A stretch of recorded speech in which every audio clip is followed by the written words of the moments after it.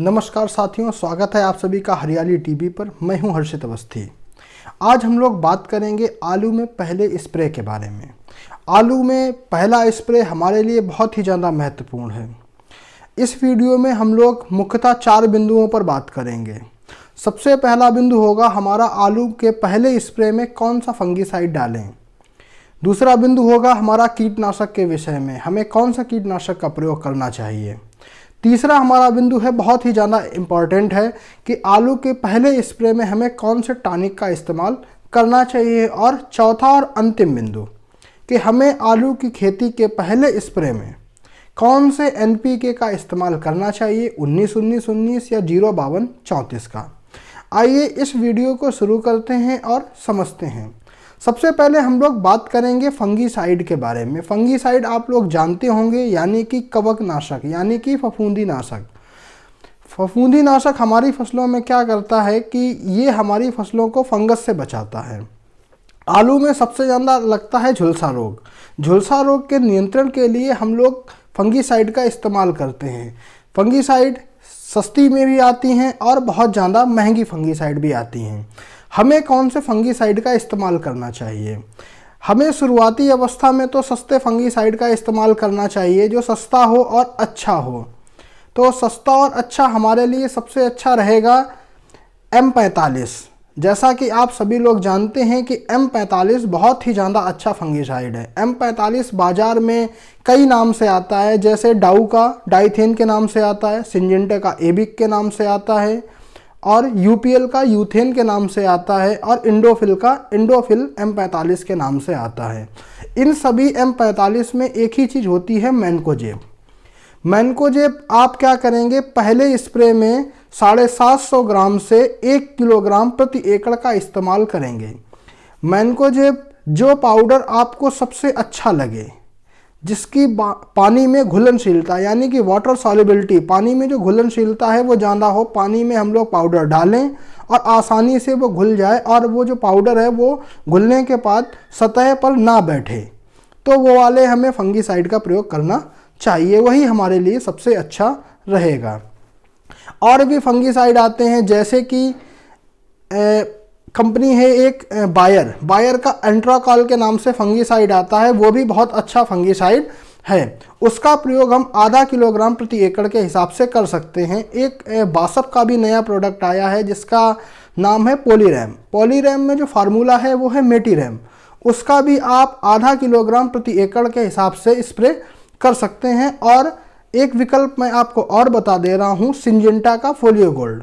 Folio gold आप 400 ग्राम प्रति एकड़ के हिसाब से स्प्रे कर सकते हैं। मैं सबसे ज़्यादा मैनकोजेब को प्रेफर करता हूं। मैं अपनी पूरी खेती में मैनकोजेब का ही पहले स्प्रे में प्रयोग करूंगा, क्योंकि मैनकोजेब मुझे काफ़ी अच्छा लगता है और मैं इसका काफ़ी वर्षों से प्रयोग कर रहा हूं और इसके मुझे बहुत अच्छे रिजल्ट मिल रहे हैं।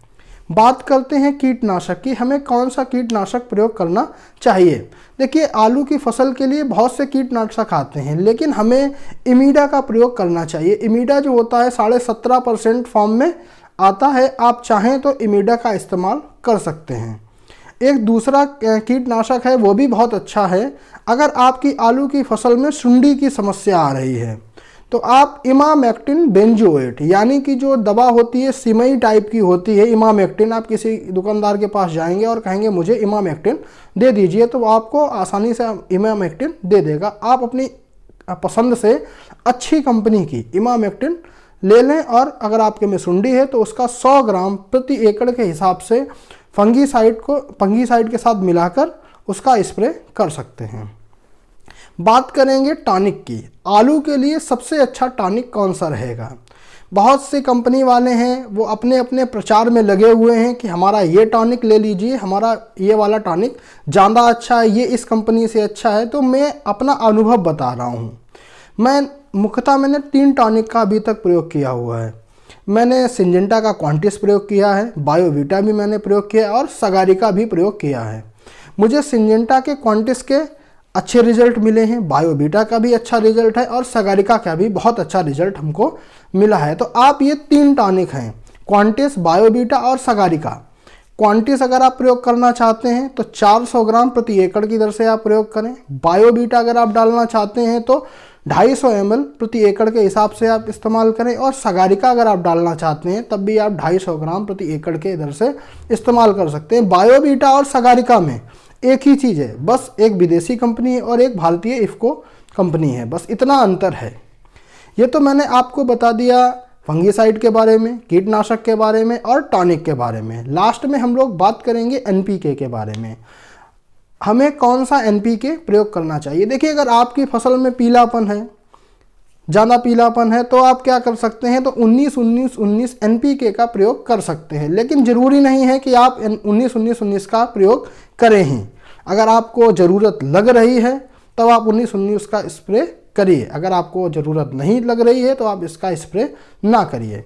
एक बात सबसे महत्वपूर्ण है जो मैं आपको बता देना चाहता हूँ, फंगीसाइड, इंसेक्टिसाइड और टॉनिक आप इनको अलग अलग बाल्टी में घोलिए और स्प्रे करते समय पहले पानी से टंकी भरिए, फिर आप फंगीसाइड डालिए, फिर आप इंसेक्टिसाइड डालिए और उसके बाद में आप टॉनिक डालिए, उसके बाद आप स्प्रे करिए। कभी भी आपको फंगीसाइड, कीटनाशक और टॉनिक को आपस में एक ही बाल्टी में नहीं मिलाना है, ये बात आपको ध्यान रखनी है। और स्प्रे करते समय एक बात आपको बहुत ज़्यादा ध्यान रखना है, स्प्रे करते समय आपको जो स्प्रे आप कर रहे हैं उसमें 1 एकड़ खेत में कम से कम आप 10 पुड़ियाँ शैम्पू आता है, आप वाटिका क्या कोई भी जो आपका अच्छा शैम्पू आपको लगे वो आप ज़रूर मिला लीजिए। जिससे क्या होगा कि जो हमारा फंगीसाइड है वो आसानी से पत्ती पर चिपक जाएगा और हमें उससे ज़्यादा अच्छा रिजल्ट मिलेगा। इस वीडियो में बस इतना ही। अगर आपको ये वीडियो अच्छा लगा हो तो आप हमारे चैनल को सब्सक्राइब ज़रूर करिए, वीडियो को शेयर करिए। बहुत बहुत धन्यवाद। जय हिंद, जय भारत।